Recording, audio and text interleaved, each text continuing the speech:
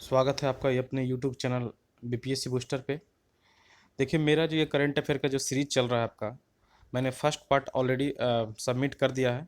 आप उसको जाकर देख सकते हैं। और ये दूसरा पार्ट है, मैंने वहाँ पे नेशनल, इंटरनेशनल और जो आपका नवीनतम सामान्य ज्ञान था वहाँ तक तो मैंने आप लोग को पढ़ा दिया था।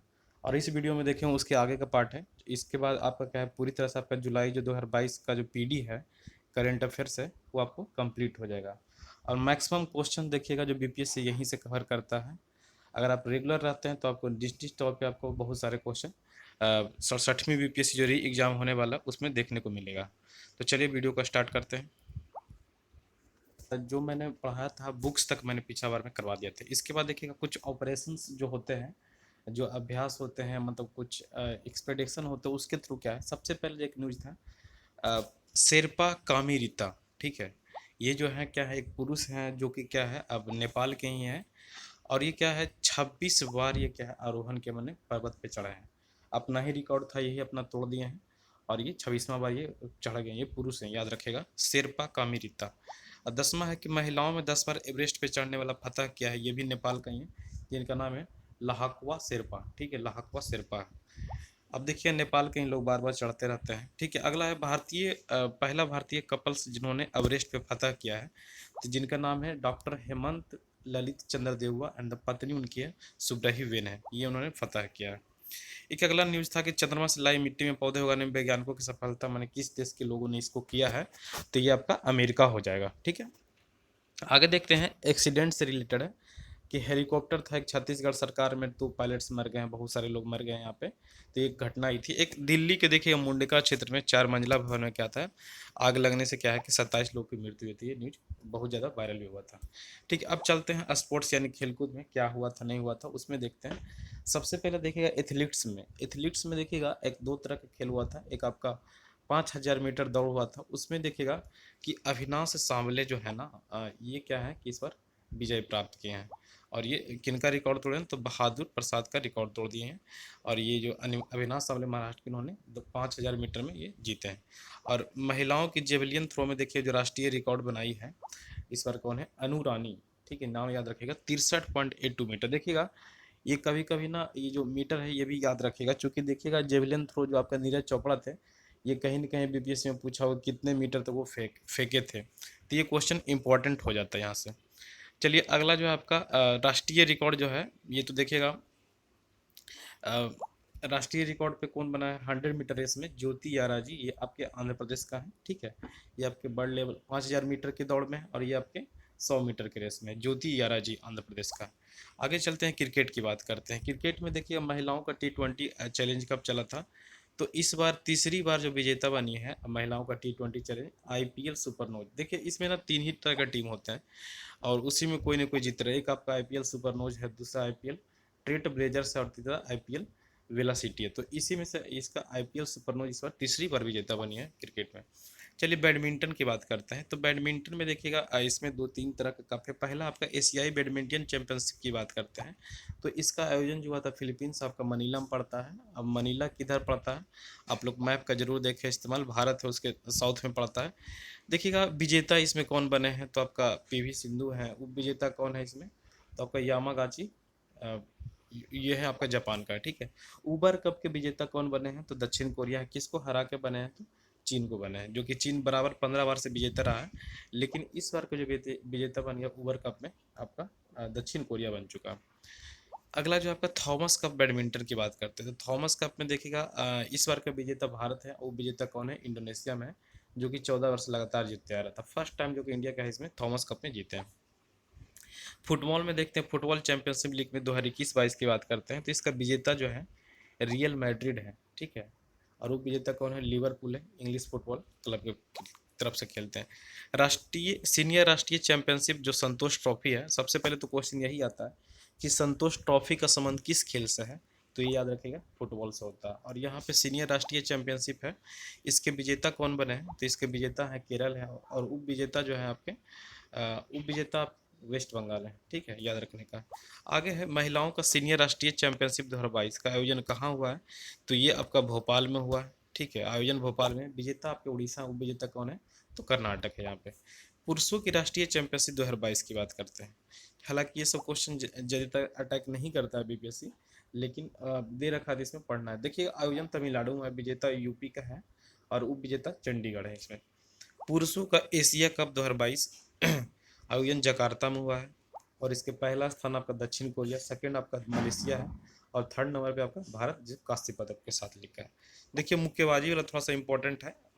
विश्व मुक्केबाजी चैंपियनशिप में देखिएगा, इसमें टोटल पदक भारत को 3 मिला है। प्रथम स्थान तुर्की इसमें लिया है, लेकिन भारत के लिए टोटल 3 पदक मिले। जो निकित जरीन है, स्वर्ण पदक मिला है, 52 केजी का है, ये याद रखने का है, ये इंपॉर्टेंट है। इसके अलावा मनीष मौन है, जो कि कांस्य मिला है, यह हरियाणा का है। प्रवीण हुड्डा हरियाणा का है, ये भी। देखिए, टेनिस की बात करते हैं, तो टेनिस में देखिएगा, मैड्रिड ओपन 2022 का जो विजेता बना है इस बार, कार्लोस अल्काराज, जो कि स्पेन का है। ठीक है, मैड्रिड ओपन 2022 का विजेता है। इटालियन ओपन 2022 का विजेता बने नोवाक जोकोविच एंड ईगा स्वियातेक। महिला में देखिएगा, ये आपके पुरुष में आया है, ये आपका मेल में है, और ईगा स्वियातेक जो आपका फीमेल में है। ये इटालियन ओपन 2022 के विजेता है।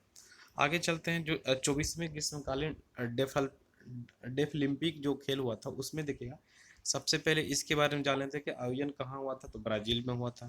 ठीक है, और प्रथम स्थान किसने लिया, तो यूक्रेन। चूंकि देखिएगा, यूक्रेन का एक तरफ जहाँ पे लड़ाई चल रहा था, दूसरी तरफ देखिएगा कि आप खेल में भी बहुत अच्छा प्रदर्शन करते हैं। टोटल जो देखिएगा, भारत की तरफ से 65 खिलाड़ी भेजे गए थे, और भारत यहाँ पे क्या है, 9वां स्थान लाता है। 8 स्वर्ण पदक है, एक आपका रजत पदक है, और 7 आपका कांस्य पदक है। यानी टोटल आपका 16 पदक इंडिया की तरफ से लाया था। इंडिया का पोजीशन कितना, तो 9th नंबर है। पहला नंबर पर यूक्रेन है। ठीक है, आयोजन आपका ब्राज़ील में हुआ था। गोल्फ की बात करते हैं, तो देखिएगा, जो गोल्फ है, यहाँ पे 4 तरह के गोल्फ खेले जाते हैं। एक आपका क्या है, मास्टर क्या है यहाँ पे, अगस्टा मास्टर्स। ठीक है, अगस्टा मास्टर है। दूसरा है आपका पीजीए चैंपियनशिप। तीसरा है यूएस ओपन, और चौथा है साउथ ओपियन चैंपियनशिप। 4 तरफ के गोल्फ खेले जाते हैं। तो पहला देखिएगा, आयोजन जो होता है जॉर्जिया 7 से 10 अप्रैल के बीच हुआ था। इसके विजेता है स्कॉट शेफलर है। ठीक है, पीजीए चैंपियनशिप 104वां जो हुआ है, मास्टर्स में जॉर्जिया, विजेता से स्कॉट शेफलर है, और यहाँ पे जो विजेता है आपके जस्टिन थॉमस। यूएस ओपन देखिएगा, प्रति साल ये हुआ नहीं है, बस इसलिए मैं नॉलेज के लिए बताया था। ये दोनों प्रतिवर्ष देखिएगा अमेरिका में ही होता है, और साउथ ओपन चैंपियनशिप जो होता है प्रतिवर्ष यूके में होता है। तो ये चीज़ नॉलेज के लिए याद रख सकते हैं। देखिए, अब फार्मूला 1 रेस था, ये देखिएगा हमेशा रहता ही है। तो यहाँ पे इस मंथ में क्या है, 3 तरह का फार्मूला 1 रेस था। एक आपका स्पेनिश ग्रांड प्रिक्स था, दूसरा आपका मियामी ग्रांड प्रिक्स था, और तीसरा आपका मोनाको ग्रांड प्रिक्स था। तो यहाँ पे देखिएगा, जो आयोजन होता है यहाँ पे 22 मई 2022 को स्पेनिश ग्रांड प्रिक्स है। इसके विजेता कौन है, एम वर्स्टप्पेन। इसका याद रखिएगा, रेडबुल टीम का है। ठीक है, एम वर्स्टप्पेन। और दूसरा है, और उप विजेता है बार्सिलोना, ये भी बार्सिलोना है। मियामी ग्रांड प्रिक्स देखिएगा, ये विजेता एस्पेरेन बने। ठीक, याद रखने का है, एस्पेरेन है। और मोनाको ग्रांड प्रिक्स के विजेता कौन है, एस्परेज है, जो कि रेडबुल टीम का है। ये याद रखिएगा। ठीक है, तो यानी फिर से सुन लीजिए, आपका फार्मूला 1 रेस का जो विजेता एम वर्स्टप्पेन है स्पेनिश वाले, मियामी में एस्पेरेन है, और एस्परेज इसमें है। एक लास्ट है जो आपका पैरा कोनिंग विश्व कप। ठीक है, इसके विजेता, इस बार भारत को पहला इसमें कांस्य पदक मिला है, जिसका नाम है आपका प्राची यादव, और इसका आयोजन जो हुआ था इंग्लैंड में हुआ था। देखिए, लास्ट जो आर्टिकल था, भारत बांग्लादेश के बीच में क्या है, ट्रेन से रिलेटेड क्या है, जो आपका था मिताली एक्सप्रेस है। मिताली एक्सप्रेस, ये उल्टा लिखा गया है। जो मिताली एक्सप्रेस होगा, न्यू जलपाईगुड़ी से आपका क्या होगा, ढाका के बीच होगा।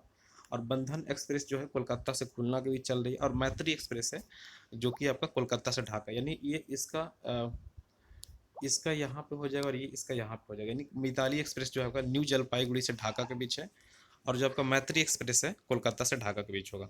चलिए, आईपीएल 15 की बात देख लेते हैं। इस बार क्या क्या किसको क्या मिला, उसको देख लेते हैं। आईपीएल 9 का जो देखिएगा, इस बार टाटा वाला ने मतलब प्रायोजक समूह था, और इसमें देखिएगा कि हैट्रिक इसमें युजवेंद्र चहल को मिला है।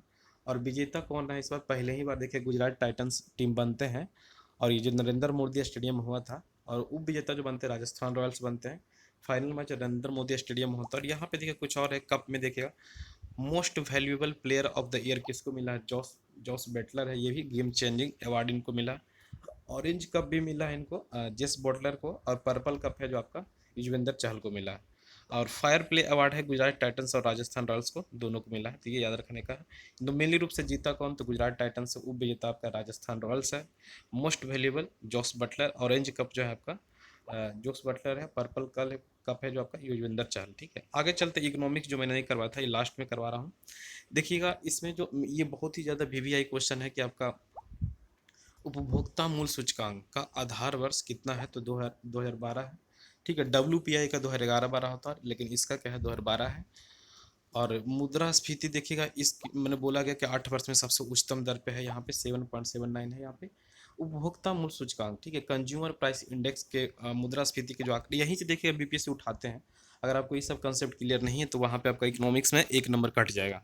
ठीक है, तो यहाँ पे देखिएगा ministry of statics and programme implementation जो है, वाणिज्य जिसको बोलते हैं हिंदी में, उसके द्वारा ये क्या किया गया है, तो जारी किया जाता है उपभोक्ता मूल्य सूचकांक पे आधारित मुद्रास्फीति के आंकड़े।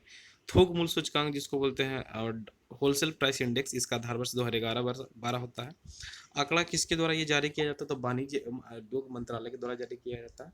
और मुद्रास्फीति की दर देखिएगा, ये आपका 15.08 यहाँ पर रखा गया है, जो कि 9 वर्षों में उच्चतम दर पे है। ठीक है, आगे देखिएगा कुछ आपका जो आपका मॉनेटरी पॉलिसी में क्या क्या क्या भी रेट चल रहा है, अभी जो लेटेस्ट डाटा है, तो देखिएगा यहाँ पे रेपो रेट में 4.40% है, रिवर्स रेपो रेट 3.3 है, बैंक रेट है क्या है आपका 4.65 है, एमएसएफ है आपका 4.65, सीआरआर 4.50 और एसएलआर, यानी आप देख रहे हैं सीआरआर जो जनरली होता है 4% रहता है, यहाँ पे 0.50 को वृद्धि किया गया है, एमएसएफ में 0.5 की वृद्धि किया गया। तो ये देखिए ये सब इकोनॉमिक्स का बेसिक टूल्स होते हैं, आपको ये सब चीज़ स्पष्ट रूप से जानना होगा कि क्या होता है, रेपो रेट क्या होता है, रिवर्स रेपो रेट क्या होता है। तो एक बार आप लूसेंट लोग जरूर पढ़ लें, थोड़ा सा इससे समझने में बहुत ज़्यादा आसानी होगी। ठीक है, अब देखिए विदेशों से प्राप्त धन संप्रेषण में ये सबसे पहले देखिएगा रिपोर्ट किसके द्वारा जारी किया था, विश्व बैंक की माइग्रेशन एंड डेवलपमेंट रिपोर्ट के द्वारा ये जारी किया जाता है। प्रथम स्थान जो है विदेशों से जो किसको प्राप्त होता है, आपका भारत को 89.4 अरब डॉलर प्राप्त है। दूसरे नंबर पर मैक्सिको है, तीसरे नंबर पर चाइना है। तो याद रखें का विदेशों से प्राप्त धन संप्रेषण सबसे पहला स्थान जो है भारत का है। आरबीआई द्वारा 2021 का लाभांश सरकार का हस्तांतरण कितना किया है, मैंने आरबीआई का लाभांश 30,307 करोड़ आएगा, यही हाल रहा तो देश दिवालिया हो जाएगा। ठीक है, आरबीआई का देखिए कमाई के जरिए, ये मोस्ट इंपॉर्टेंट, ये देखिए इकोनॉमिक्स में पूछ लिया जाता है, कोई भी टेस्ट मारते हो तो ये यहाँ से ये क्वेश्चन जरूर आता है। एक देखिए सरकारी बॉन्ड से कमाते हैं आरबीआई, दूसरा स्वर्ण से, तीसरा विदेशी मार्केट और फॉरेन एंड बॉन्ड ट्रेडिंग से ये क्या है आरबीआई को पैसा इनकम होता है। अगला है कि भारत में 2021-20 में एफडीआई कितना प्राप्त हुआ, तो 83.37 डॉलर। और रिपोर्ट ये किसके द्वारा जारी किया जाता है, तो वाणिज्य मंत्रालय के द्वारा जारी किया जाता है। और देखिएगा भारत में अगर बात किया जाए तो प्राप्तकर्ता प्रथम राज्य कौन है, तो प्रथम स्थान पे आपका कर्नाटका है, और दूसरे नंबर पर महाराष्ट्र है, और तीसरे नंबर पे दिल्ली, यानी तीन ये चीज़ हो गया। अब देखिएगा एफडीआई प्राप्त कर रहा है 83.57 डॉलर, और यहाँ पे था देखिएगा कि विदेशों से धन संप्रेषण 89.4 डॉलर है यहाँ पे। देखिए नेशनल इनकम रिलेटेड रिपोर्ट किसके द्वारा ये जारी किया जाता है, एनएसओ। एनएसओ का जो फुल फॉर्म है यहाँ पे नेशनल स्टैटिक्स ऑर्गेनाइजेशन। ठीक है, आगे देखिएगा उपभोक्ता जो एट कांस्टेंट प्राइस पे, ये सब देखिए बदलते रहता है। ठीक है, आगे देखिए अर्थव्यवस्था के विभिन्न उत्पादक क्षेत्रों में जीवीए की वृद्धि जो हुआ है, कृषि वानिकी एवं मध्यस्की में कितना 3 पॉइंट है, सबसे कम वृद्धि हुआ, सबसे अधिक जो हुआ है अब देख रहे हैं खनन और विनिर्माण जो आपका मैन्युफैक्चरिंग है 11% है यहाँ पे। विश्व आर्थिक मंच का जो वार्षिक बैठक हुआ इस बार का कहाँ हुआ है, तो आपका स्विट्जरलैंड में है, जो कि दावोस में है, 17 से 21 जनवरी में। और यहाँ के भारतीय शिष्टमंडल का नेतृत्व किसने किया था, तो आपका पीयूष गोयल है, जो कि आपके वाणिज्य एवं उद्योग मंत्री है अभी बिहार मतलब इंडिया का। देखिएगा जो आपका एक टॉपिक है रैपिड ट्रांजिट सिस्टम, ये जो पहला ट्रेन है ये देखिए दिल्ली मेरठ रूट पे ये चलाया जाएगा, कौन से कंपनी के नेतृत्व में किया जा रहा है, तो अलस्ट्रॉम कंपनी है, जो कि गुजरात के शामली स्थित संयंत्र में है। इसका स्पीड होगा 180 किलोमीटर प्रति आवर की घंटा से। इसमें टोटल जो 6 कोच रहेगा, इसमें एक एक महिला कोच भी रहेगा, महिला रिजर्व रहेगा। पहले चरण में देखिए कहाँ से कहाँ तक चलेगी, तो आपका दिल्ली के सरायकाले खां से गाजियाबाद मेरठ कॉरिडोर पे ये चलने की बताई जा रही है। और इसकी जो टोटल लंबाई है साहिबाबाद दुहाई के बीच 17 किलोमीटर रूट से 2023 में प्रारंभ होगा, और पूरे संचालन की शुरुआत जो होगा 2025 में होगा। ठीक है, ये याद रखने का है। तो ये ट्रांजिट सिस्टम होता क्या है कि मतलब ट्रेन चलेगी मतलब रोड पे ही चलेगी। दिल्ली मेरठ रूट पर सबसे पहले चलेगा कहाँ पहले चरण में, तो आपका दिल्ली के सरायकालेखा गाजियाबाद मेरठ कॉरिडोर पे। आगे चलते हैं, आईपीईएफ का फुल फॉर्म क्या होता है, तो इंडियन पैसिफिक इकोनॉमिक फ्रेमवर्क, ठीक है। और इसमें देखिएगा क्वाड के अलावा देखिएगा आयोजन जो हुआ था इस बार जापान में हुआ था, और क्वाड के अलावा 9 अन्य देशों ने इसमें पार्टिसिपेट किया है। और इसमें घोषणा किस माने जो मीटिंग होता है इसने सर्व देश के बीच, तो किस किस चीज़ों पर वार्ता हुई, तो आपसी व्यापार है, आपूर्ति श्रृंखला है, स्वच्छ ऊर्जा है, कर चोरी और भ्रष्टाचार के मामले पे आपसी सहमति बनी है। लास्ट जो टॉपिक है आपका व्यापक आर्थिक भागीदारी समझौता। देखिएगा हाल ही में जो नरेंद्र मोदी है यूएई जाती हैं और दोनों देशों के बीच का आर्थिक समझौता होता है ये व्यापक आर्थिक समझौता। इसके तहत क्या होगा, भारत यूएई के बीच पगारता बढ़ेगी। और देखिएगा इसके थ्रू आप क्या रत्न एवं आभूषण क्षेत्र का बड़ा योगदान करता है संयुक्त अरब अमीरात है, 90% से अधिक निर्यात वहीं से आता है, ठीक है। और ये देखिएगा इस सेपा के तहत ये किया जा रहा है। और प्रस्तावित सेपा अगला जो कौन कौन सा है, तो आपका ऑस्ट्रेलिया हस्ताक्षर कर दिया और बात चल रही है ब्रिटेन और यूए के बीच के, हम भी इसके तहत बात होंगे। इससे क्या होता है ना कि हम आपके देश में सामान ज़्यादा पहुंचा सकते हैं, आप भी हमारे देश में कर सकते, माने कनेक्टिविटी ज़्यादा बढ़ती है और सामानों का ज़्यादा आदान प्रदान होता है, ये हो जाता है। तो इस तरह से आपका देखा जाए तो जुलाई जो पूरा पीडी था आपका समाप्त हो गया। और उम्मीद है कि अगर आप रेगुलर फॉलो करते हैं तो आपको डिफिनेट तौर पे आपको बेनिफिट होने वाला है। सो धन्यवाद फ्रेंड्स, मिलते हैं किसी अगले वीडियो में, तब तक के लिए सभी लोग को धन्यवाद।